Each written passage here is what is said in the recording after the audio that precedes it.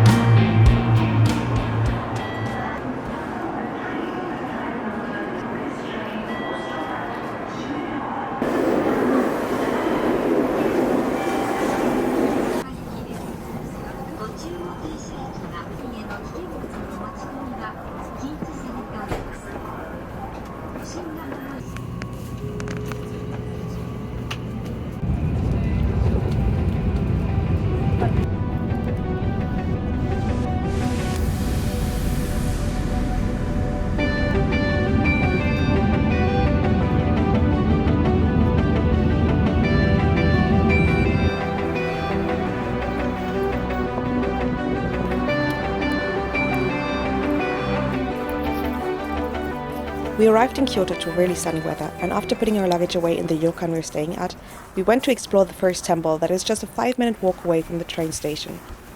In a way, this was a great kickoff, because right away you could just feel that Kyoto is different from Tokyo. The age and style of the temple is so different from the ones I've seen before. After being in awe for a good half an hour, we walked towards the Imperial Palace, but not before stopping for some amazing food. It was really cheap. I think we paid 800 yen for that lunch, and the restaurant was hidden in a really homey area. The only other guests beside us were local grandmas and grandpas. But that's how you know it's good, it's really good. The Imperial Palace itself is surrounded by the huge park that is the Kyoto National Gyeon. And as with seemingly everywhere in Kyoto, it's really beautiful and full of small temples, shrine and nature. We also didn't see any tourists that first day, especially in that garden. You would think that there were a bunch of tourists, but it was literally just us. We were seemingly alone in that garden. But I think we were just lucky, as you can see in the other days later, that maybe at that day, at that specific point in time, there were just no tourists in that garden. I would also actually go as far as to say that the palace itself was the most underwhelming thing in that garden, but I think that was just because all those small shrines and temples and the lakes that were hidden inside the garden were just so cute and beautiful that it couldn't compare to the palace that was hidden behind those tall walls and you couldn't really enter, and maybe that's why it was a little bit underwhelming.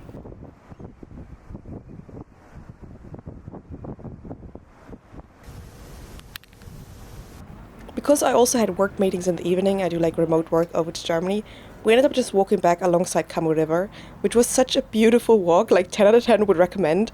I feel that river felt more like Kyoto than all the streets we've walked on before. There were school kids hanging out after class, couples, mixed with tourists and locals. It was just a very welcoming vibe and very different from taking a walk alongside Sumida River in Tokyo maybe. Hier diese Packungen außenrum haben. Brauchen halt alle.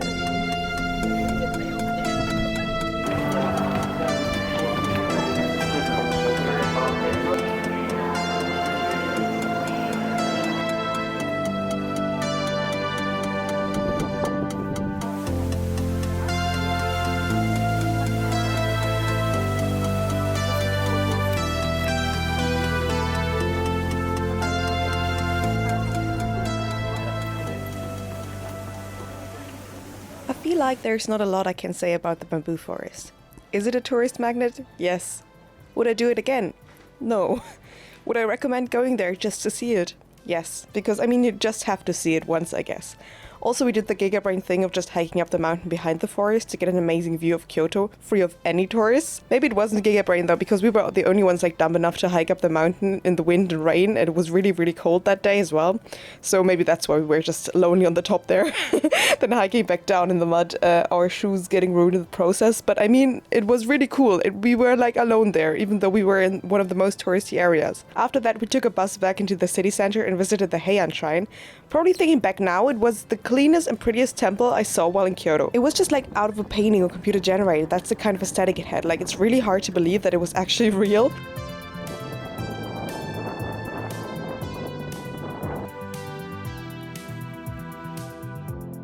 We also had food in that area, and oh my god, that eggplant banzai lunch was a revelation to me.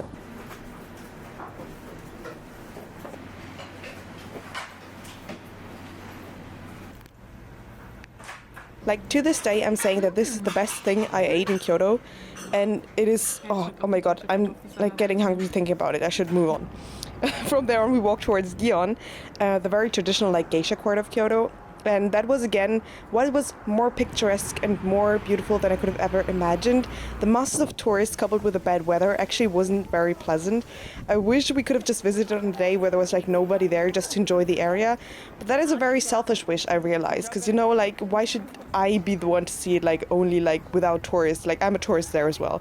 You know, I'm just one of them. So I feel like complaining about tourists while being a tourist is just like not very self-aware, I guess. So yeah, maybe next time I will just end up going there at 5 a.m. just to take some photos or videos, because it really is a beautiful place. But if you just see a bunch of tourists along with it on the photos, then the beauty kind of gets ruined a little bit.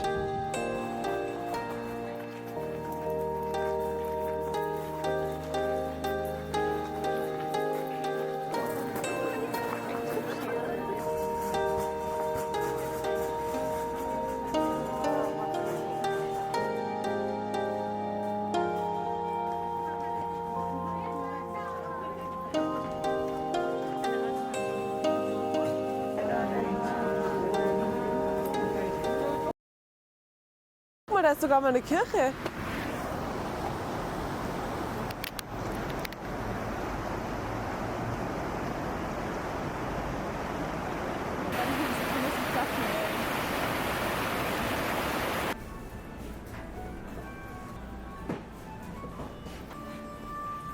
Ja.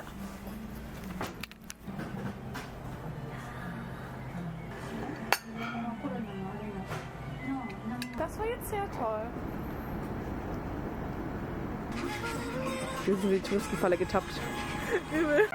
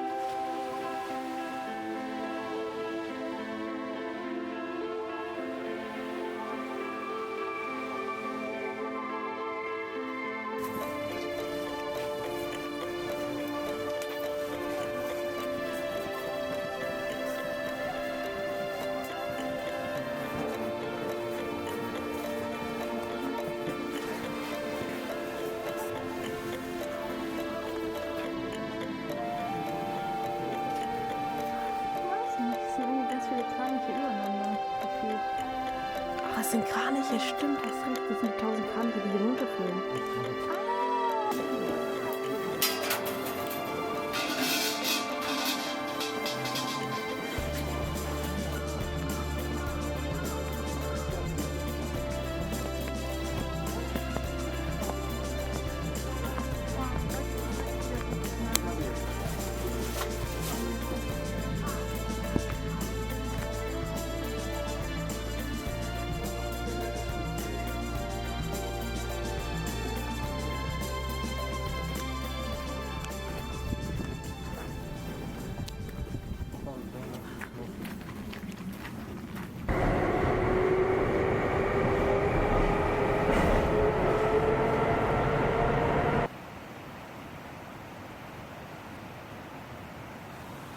When you travel and you say goodbye to a city you liked, you always wish you had more time.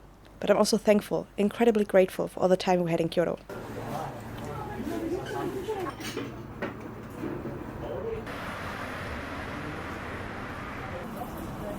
Thanks for watching. See you again in Osaka.